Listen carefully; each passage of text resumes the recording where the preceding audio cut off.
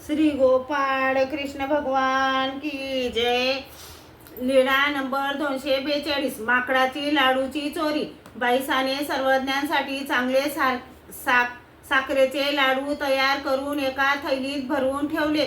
बाईसांच्या मागे माकड थैली सोडायचे, लाडू घासायचे आणि त्यातून खाली पडलेली शेव घ्यायचे, परत थैली बांधून जागच्या जागी ठेवायचे, मग पलीकडे जाऊन खायचे। असे करीत करीत लाडूची थैली सैल होत असे। बाईसाने पाहिले तर थैली सैल दिसली। मग बाईसाने सर्वज्ञांना विचारले, बाबा, ही थैली का सैल होत आहे आणि लाडू आकाराने लहान होत आहेत, हे असे का बाबा? सर्वज्ञांनी म्हटले, बाई, माकडाला विचारा। बाईसा म्हणाल्या, बाबा, त्याला काय विचारू, बिचारा माकड असा नाही। सर्वज्ञ गप्प राहिले। मग एके दिवशी माकडाने थैली सोडली, चुरा घेत होते, तेवढ्यात बाईसाने पाहिले व म्हणाली, हे तुला काय झाले पोरा? बाबांच्या जेवणाचे लाडू कसे खातोस?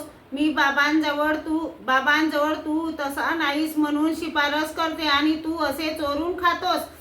असे म्हणून शिव्या दिल्या। तुझ्या मठाला घुंगरू बांधो, जो मसन वाटीपर्यंत वाजत जाईल। सर्वज्ञांनी सांगितले, बाई, का रागावत हा तुम्ही समजता तसा नाही की? बाईसाने म्हटले, हो बाबा, खरेच आहे। सर्वज्ञांनी सांगितले, बाई, हा रोज असेच करत होता, आज तुम्ही बघितले म्हणून बरे झाले। श्री गोपाळ कृष्ण भगवान की जय।